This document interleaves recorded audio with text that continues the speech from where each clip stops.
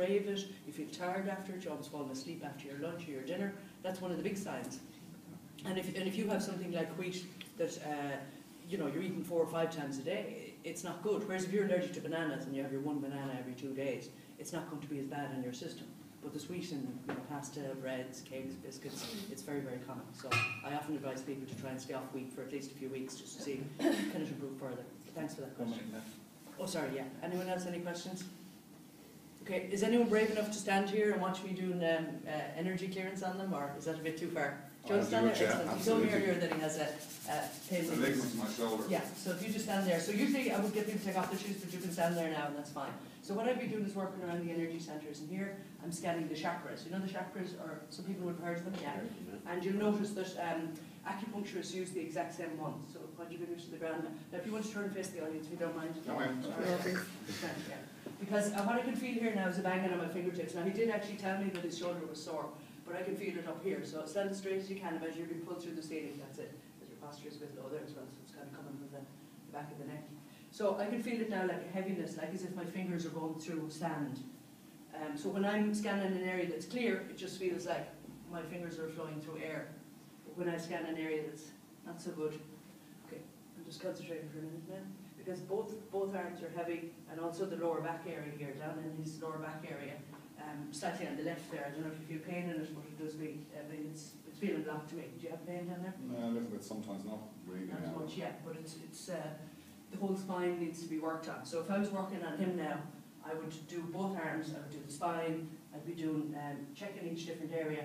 So sometimes people come to me and they'll say, I have a bad back, and I'll say, I'll be working along, and the next thing I'll say, what happened to your elbow? And they'll say, oh yeah, that's right, I fell on that last week, it's been a bit sore. Because again, when I'm passing by, I'll be getting this banging on my fingers, you know. I remember one woman at the RDS, we were doing a demonstration, and I said to her, any particular blockage, because we only had 3 minutes to work on people, any particular blockage, I said, so that I can work on it. She said, no, everything's fine. So the next thing I did, I was doing a really fast scan. So I came to her lower back and I scanned fast as normal, and I nearly cut the hands off myself, literally. I went, ouch, and I stood back.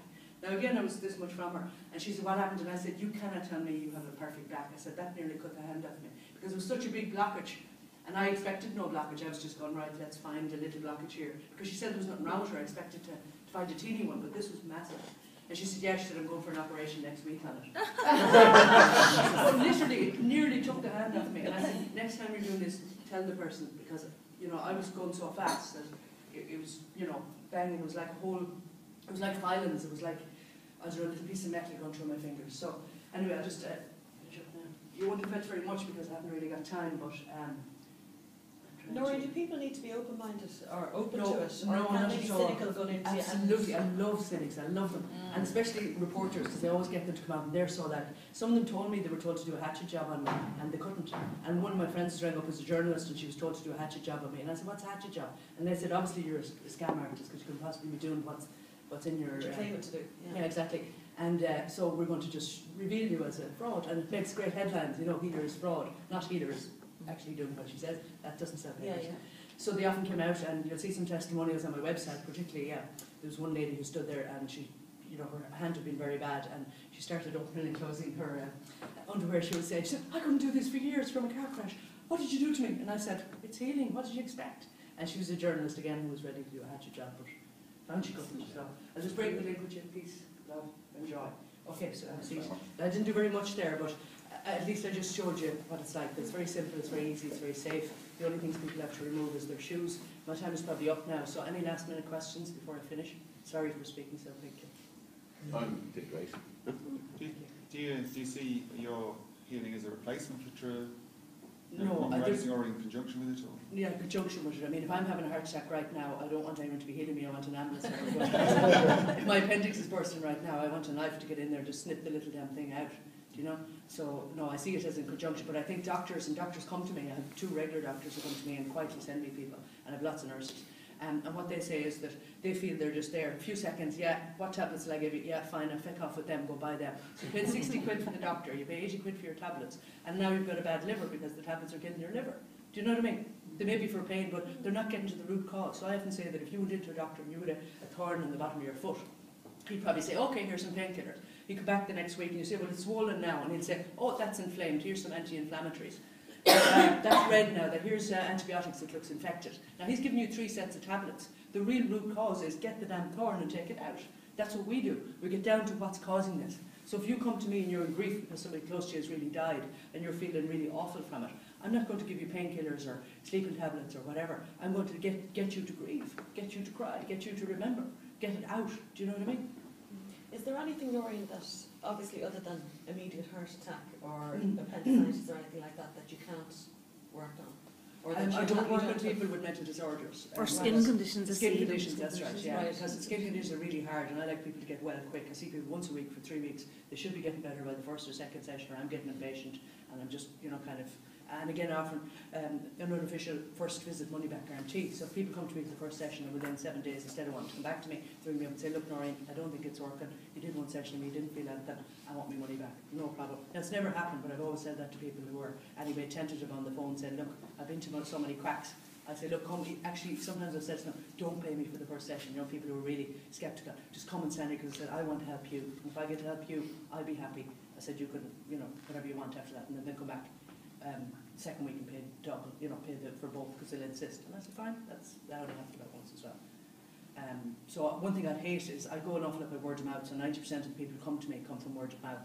And if anyone at all was unhappy with my service, I would be like, please tell me why, please, can I help?